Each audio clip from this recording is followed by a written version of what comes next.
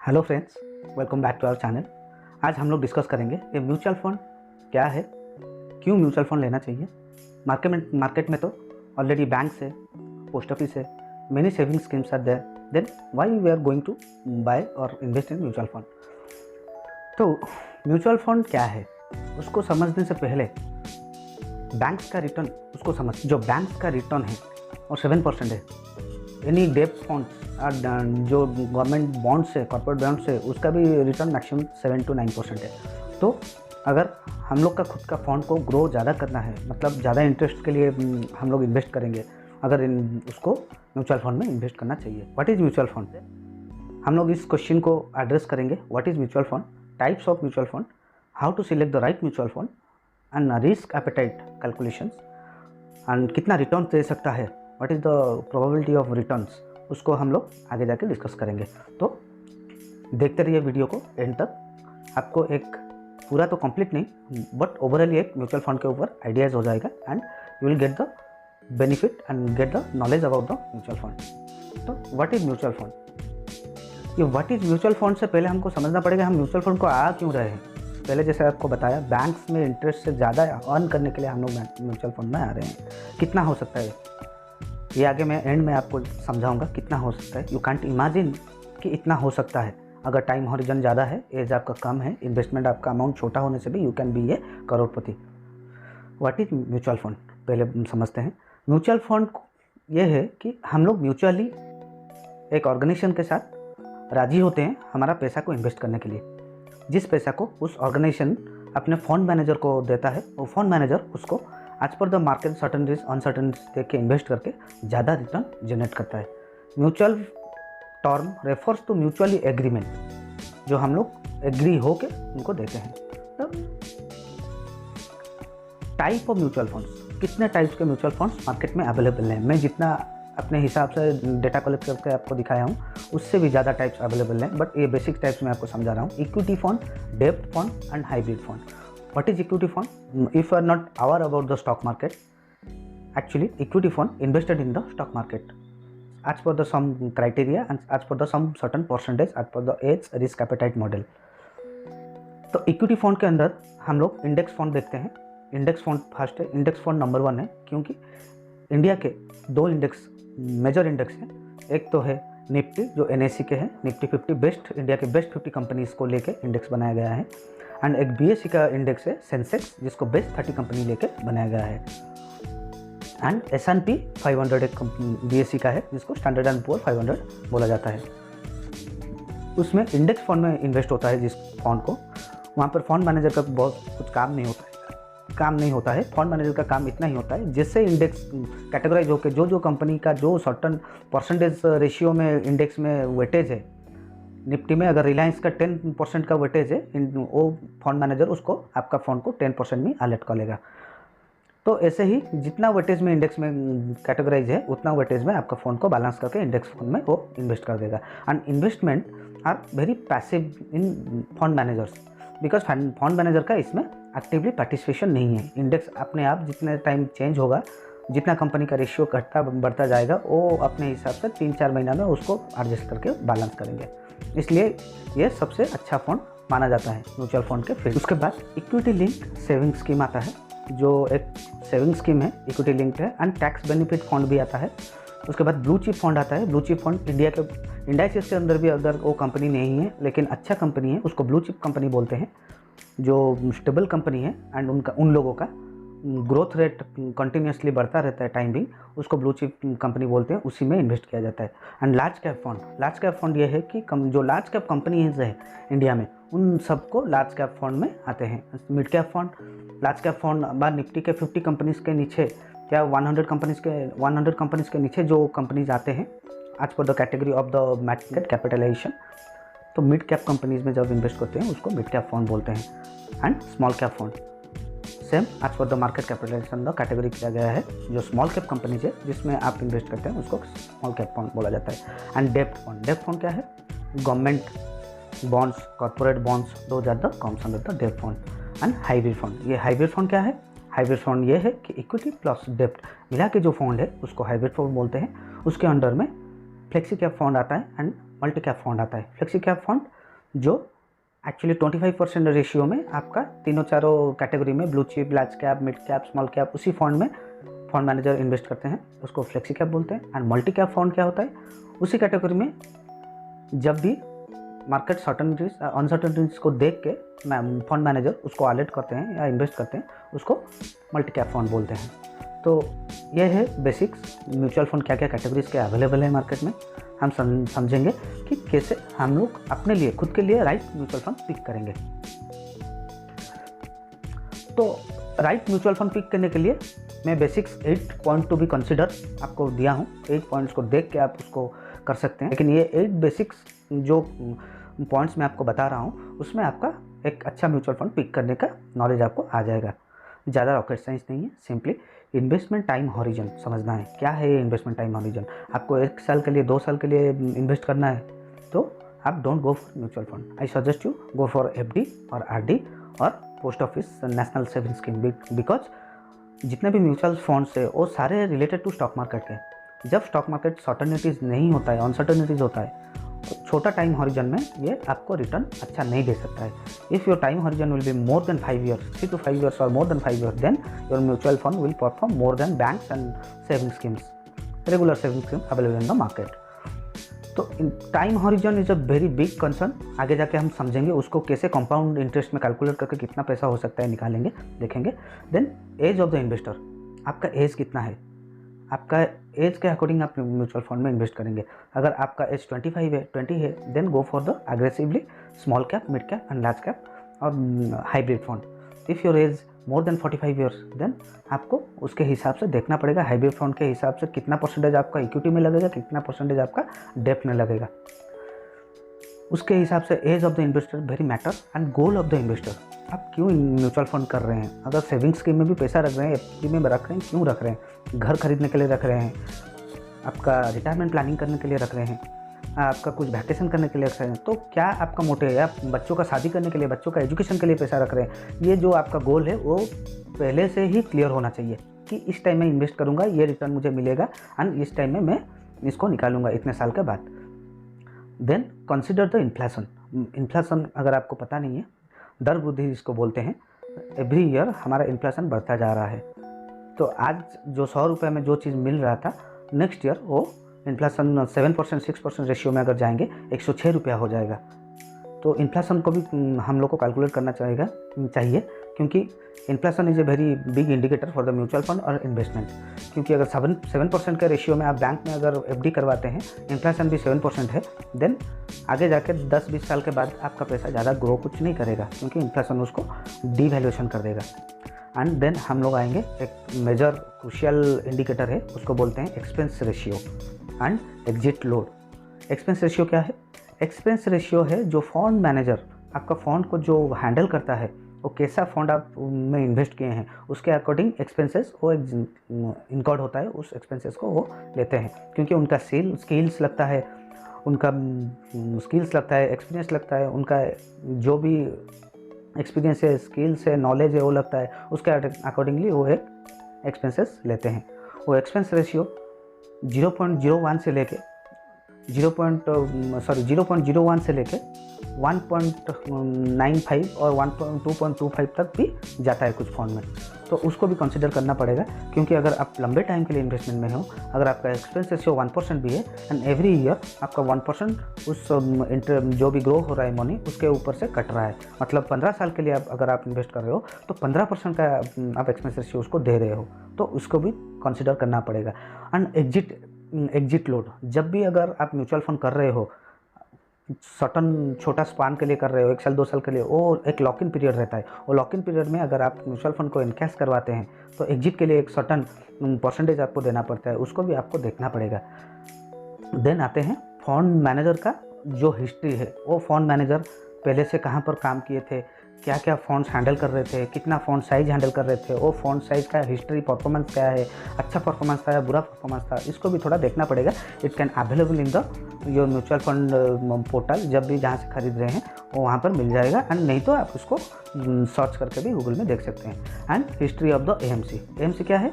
आपका जो asset management company है, वो कौन से कंपनी में आप इन्वेस्ट कर रहे हो, कौन से म्यूचुअल फंड में इन्वेस्ट कर रहे हो, कौन सा कंपनी के अंडर में इन्वेस्ट कर रहे हो। बहुत सारा कंपनीज अवेलेबल है, जैसे एक्सिस है, ICICI, HDFC है, ये सब बैंक्स है। बैंक्स को छोड़ के भी बहुत सारा कंपनीज है, ब्रोकर्स हैं जो बनाते हैं म्यूचुअल फंड्स को। एवरीडे एक नया म्यूचुअल फंड्स एक लॉन्च होता है, उसको देख के कौन से कंपनी में आप अच्छे एस्टेब्लिश कंपनी में आपको इन्वेस्ट करना चाहिए।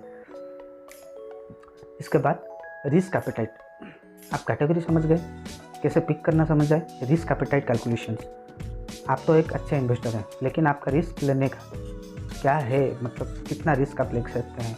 आज पर द एज कैटेगरी आपका, जैसे मैं पहले भी बताया आपको, 25 के एज में आप रिस्क ज़्यादा ले सकते हैं, बट 45, 50, 60 एज में आप रिस्क ज़्यादा नहीं ले सकते हैं।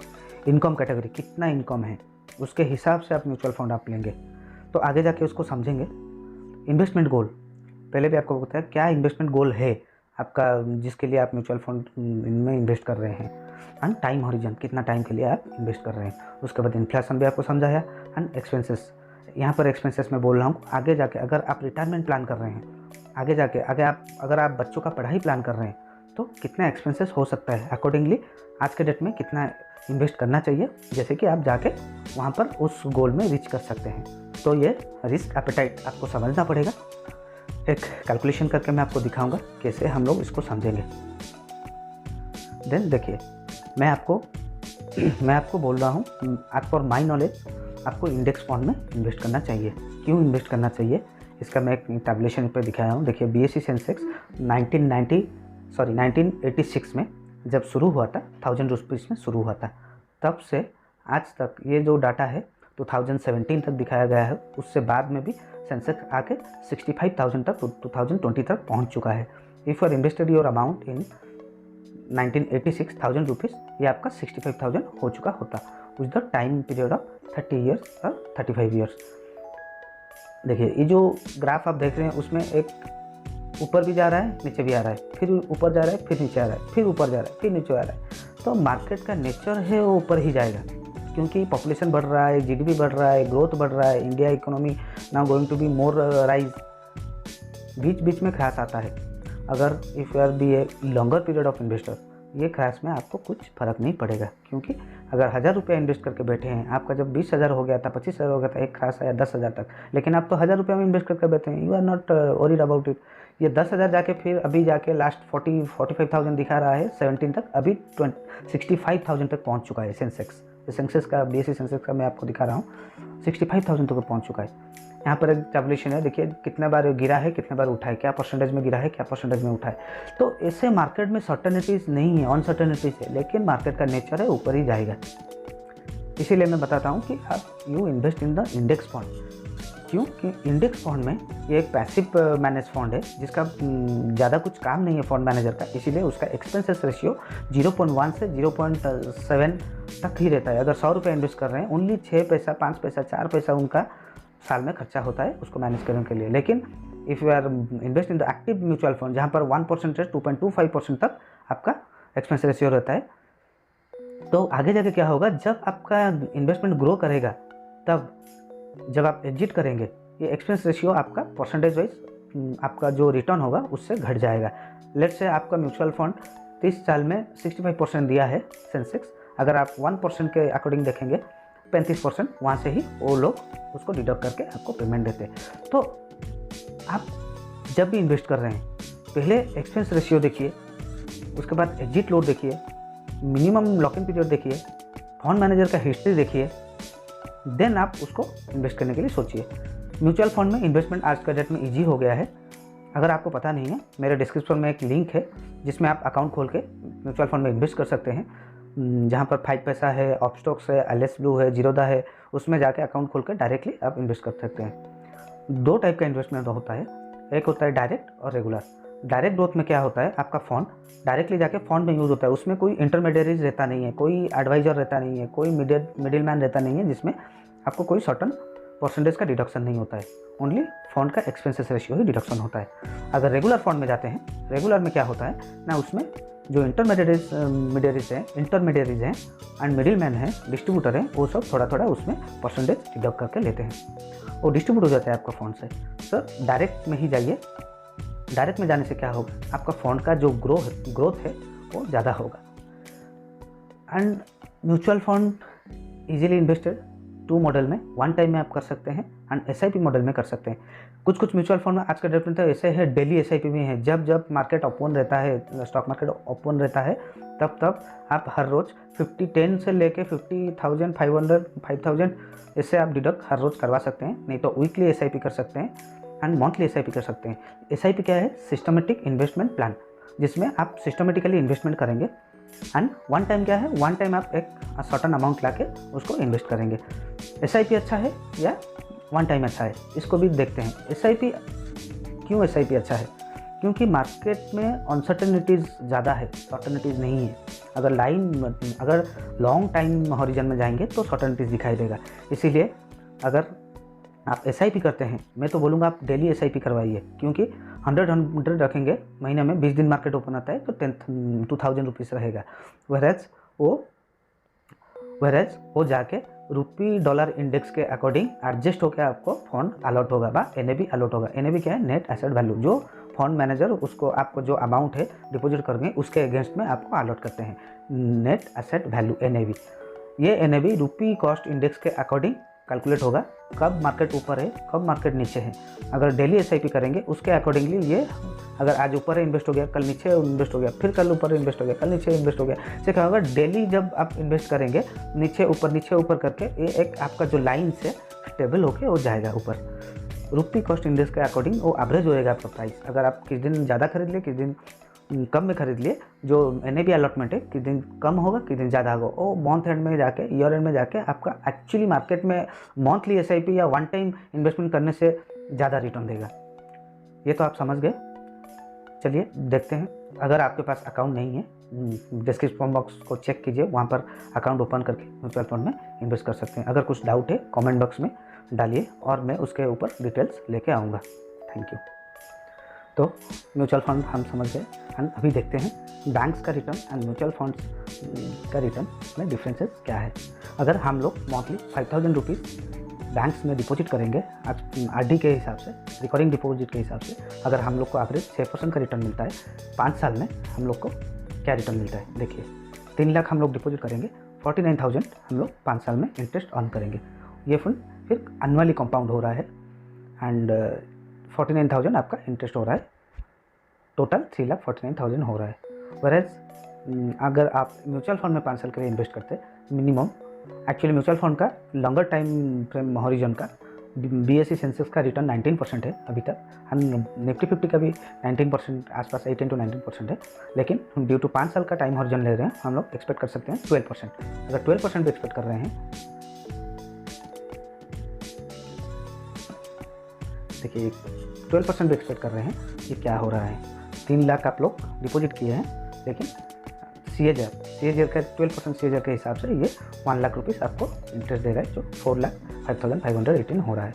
अगर आप म्यूचुअल फंड में मंथली SIP में जाएंगे एंड 12% के इंटरेस्ट को हम लोग टारगेट लेके जाएंगे, it can be easily possible, easily achievable, क्योंकि म्यूचुअल फंड का रिटर्न बहुत ज़्यादा है बट लॉन्गर टाइम फेयर के लिए, इसीलिए हम लोग इसको 5 साल का टाइम हॉरिजन ले रहे हैं।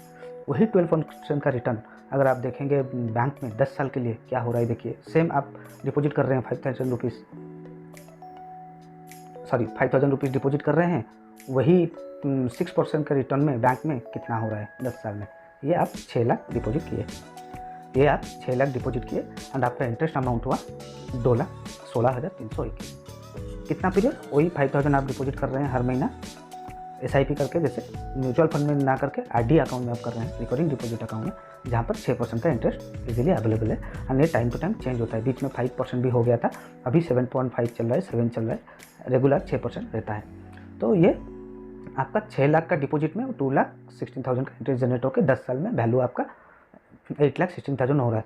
और अगर if you are go through the mutual fund, अगर हम लोग उसको 13 या 14%, क्योंकि 10 साल ले रहे हैं, 14% उसको कंसिडर करेंगे, ये जाके 6 लाख का आपका 10 साल में डबल हो रहा है, 6,46,000 का इंटरेस्ट दे रहा है, जो 12 लाख समथिंग हो रहा है।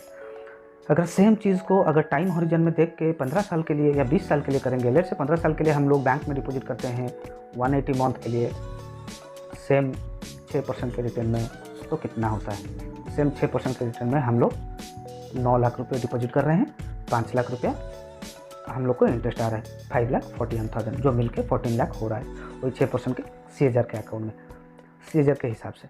अगर आप इसको म्यूचुअल फंड में सेम चीज़ को 14% कंसिडर या 15% कंसिडर करेंगे, 180 15 साल को 9 लाख डिपॉजिट करके, आपका टाइम जब टाइम हॉरिजन ज़्यादा हो रहा है, इंटरेस्ट कंपाउंड होकर बहुत ज़्यादा हो रहा है। डिपॉजिट आपका 9 लाख है, लेकिन आपका इंटरेस्ट हो रहा है 21 lakh 81,827। Is that possible? Yes, was possible. ये होता है। ये कंपाउंड इंटरेस्ट का एक तरीका है जो कैलकुलेटर है। देखिए यहाँ पर कंपाउंड इंटरेस्ट का कैलकुलेटर है। ये कंपाउंड इंटरेस्ट का कैलकुलेटर है जिसमें आप एनुअली कंपाउंड होकर जा रहा है। इसको हम लोग बोलते हैं CAGR, compound annually growth rate, CAGR. हम लोग 15% ले रहे हैं। अगर सेम चीज़ 240 सेशन 20 साल के लिए 5,000 रुपये हम लोग डिपॉजिट कर रहे हैं, क्या हो रहा है देखिए। 12 लाख हम लोग डिपॉजिट किए हैं अभी तक, 5,000 रुपये डिपॉजिट कर रहे हैं हर महीना, कुछ काम नहीं, हर महीना 5,000 डिपॉजिट कर रहे हैं, मतलब every day near about 150 to 200 रुपये डिपॉजिट कर रहे हैं बैंक में, सॉरी म्यूचुअल फंड में। अगर मार्केट के अकॉर्डिंग देखेंगे, डेली एसआईपी करेंगे तो ये 20 डेज मार्केट खुला रहता है, तो नियर अबाउट 250 रुपया हर रोज़ आपका इन्वेस्ट होता है म्यूचुअल फंड में, जो 20 साल के लिए होने के बाद 15% 80,000 के में देखिए क्या हो रहा है। 12 लाख आप डिपॉजिट किए हैं, लेकिन यहाँ पर आपको 54 लाख का इंटरेस्ट जनरेट हो रहा है। क्यों ये सीएजीआर मेथड में हो रहा है। अब बोलेंगे नहीं बॉस ये 15% 20 साल में नहीं होगा, ठीक है, आपके हिसाब से 15 तो नहीं होगा, 12 तो 13 तो हो सकता है, जैसे 12% में भी कितना हो रहा है। 12 लाख डिपॉजिट किए हैं, 33 लाख का 34 लाख आसपास आपको इंटरेस्ट जनरेट हो रहा है, क्योंकि ये कंपाउंड इंटरेस्ट के हिसाब से जो भी इंटरेस्ट जनरेट हो रहा है कंपाउंड इंटरेस्ट के हिसाब से। एंड ये जो लॉन्गर टाइम फ्रेम में 20 साल लिए हैं, वो बहुत आपको हेल्प कर रहे हैं इंटरेस्ट जनरेट करने के लिए। इसी 20 साल को अगर आपका एज 25 है, आप रिटायरमेंट प्लान कर रहे हैं 55 में, तो कर दिए 360 कर दीजिए, 30 साल कर दीजिए, सेम 5,000 रुपये आप डालेंगे, 12% रहने दीजिए, तो कितना हो रहा है देखिए। वही 30 साल डिपॉजिट कर रहे हैं 5,000, आज का डेट में 5,000 बहुत आपको लग रहा होगा, लेकिन आगे 5 साल 10 साल के बाद ये 5,000 कुछ नहीं होगा, 20 साल के बाद तो 5,000 कुछ नहीं होगा। फिर भी जाके ये देखिए 18 लाख डिपॉजिट कर रहे हैं, 1,36 लाख आपका इंटरेस्ट जनरेट हो रहा है, टोटल 1,54 लाख जनरेट हो रहा है। तो आपको ज़्यादा कुछ करना नहीं है, कंसिस्टेंटली आपको एक म्यूचुअल इंडेक्स फंड को लेके, ये तो 12% में डाला हूँ, अगर आपको आज के डेट में भी 18 to 19% रिटर्न दिया है, हम लोग उसको जैसे एवरेज 15% पकड़ेंगे, 3% में क्या चेंजेस हो रहा है देखिए। 30 साल में आप वही 18 लाख दे रहे हैं। आपका देखिए अभी 1.5 लाख था, 12% में 1.5 करोड़ के आसपास था, अभी हो गया 2,63,58,852। ये हो रहा है नहीं हो रहा है, ये आप एनी गूगल में जाके एनी सीएजीआर कैलकुलेटर में एंट्री करके कर सकते हैं। इंडेक्स का रिटर्न 18 to 19% है अभी तक दे रहा है, 25 से 30 साल के अंदर आज तक जितना दिए हैं। हम लोग 15% एवरेज कर रहे हैं, वो एनुअली सीएजीआर कर रहे हैं, उससे ज़्यादा भी रिटर्न हो सकता है। हम लोग एनुअली सीएजीआर 15% कर रहे हैं, एंड 30 साल में आपका 18 लाख का अमाउंट का ऑलमोस्ट 10 टाइम हो चुका है, मोर देन 10 टाइम। तो देखिए कंपाउंड इंटरेस्ट का बहुत पावर है, आपको समझना पड़ेगा। मैं उसके ऊपर एक वीडियो कंप्लीटली नॉलेजेबल वीडियो बना के लेके आऊँगा, कैसे कैलकुलेट होता है, यानी कैसे ग्रोथ होता है फॉर योर, कैसे ग्रोथ होता जाता है। मैं आपको टैबुलेशन भी दिखाऊंगा। अभी देखिए मैं आपको एक टैबुलेशन दिखा रहा हूँ, उसमें थोड़ा आपको आइडिया हो जाएगा। इनिशियली आप कितना डिपॉजिट किए, देखिए इनिशियली आप 5,000 डिपॉजिट किए, इंटरेस्ट कितना हुआ एक महीना में 58 रुपीज़। ऐसे करके 12 महीना में कहाँ तक पहुँचे हैं, आप डिपॉजिट किए हैं 5,000 करके, 60,000 डिपॉजिट किए हैं, लेकिन 750 रुपीज़ आपको इंटरेस्ट मिल रहा है 15% के अकॉर्डिंग। 24 महीने के बाद कहाँ तक पहुँचे हैं, आप डिपॉजिट किए हैं 1,20,000 रुपीज़ अकॉर्डिंग टू 5,000 SIP, लेकिन कहाँ तक पहुँचे हैं 24 महीने में 1,600 रुपये इंटरेस्ट दे रहा है 24 महीने में, 19,000 यू हैव जनरेटेड। वैसे ही 60 महीना तक जब पहुँच जाएंगे आप, देखिए आपका डिपॉजिट ईयरली 60,000 के हिसाब से 3,60,000 हो रहा है, लेकिन यहाँ पर इंटरेस्ट कितना जनरेट हो गया 1,36,000। अगर आप कंसिस्टेंटली डिपॉजिट करेंगे, एंड आपका काम है डिपॉजिट करते रहना है, करते रहना है कंसिस्टेंटली, आपको कुछ नहीं करना है। You can be a crorepati by 15 years. 5 साल के बाद 10 साल तक पहुँच गए जब आप कंटिन्यूसली डिपॉजिट कर रहे हैं, 120 महीना जब पहुँच गए आप, देखिए आपका 13 लाख दिखा रहा है इंटरेस्ट के साथ। एक्चुअली आप डिपॉजिट किए हैं कितना, 60,000 के हिसाब से साल का 6 लाख डिपॉजिट किए हैं, 7,15,000 ऑलरेडी आपका कंपाउंड इंटरेस्ट के हिसाब से जनरेट हो गया as per the 15% CAGR.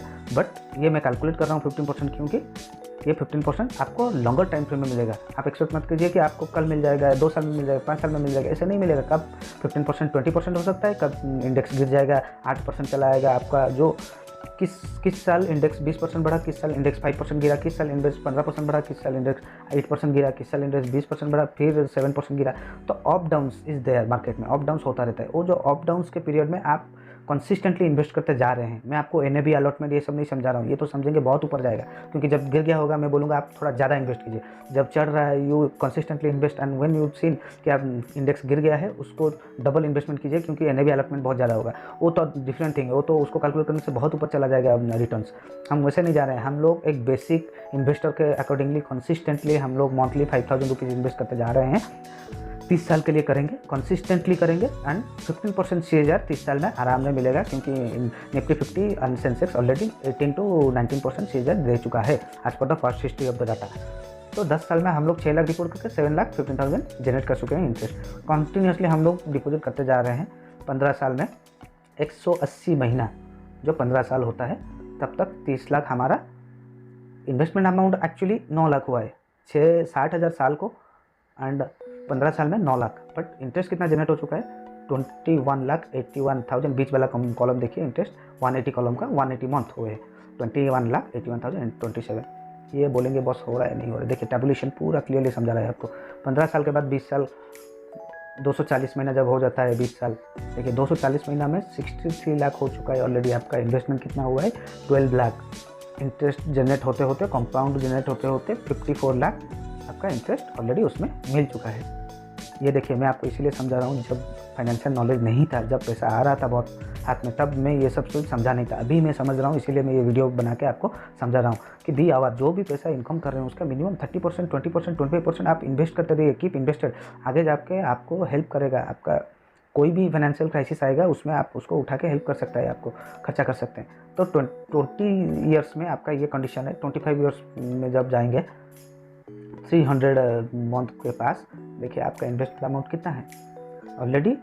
25 years पहुँचते पहुँचते 1,37,82,803 तक आप पहुँच चुके हैं। बट एक्चुअली इन्वेस्टमेंट अमाउंट कितना है आपका 20 ईयर्स में? 12 लाख। क्योंकि साल में 60,000, 10 साल में 6 लाख, 20 साल में 12 लाख।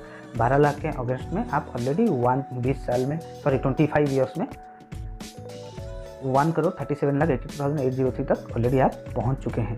मैं आपको ये एक्सपेंस रेशियो डिडक्ट करके नहीं दिखा रहा हूँ, जस्ट मैं आपको एक इलस्ट्रेट करके दिखा रहा हूँ कि आप देखिए, समझिए, अपने दिमाग में जो ब्लॉकेजेस है उसको खोलिए एंड समझिए क्या हो सकता है।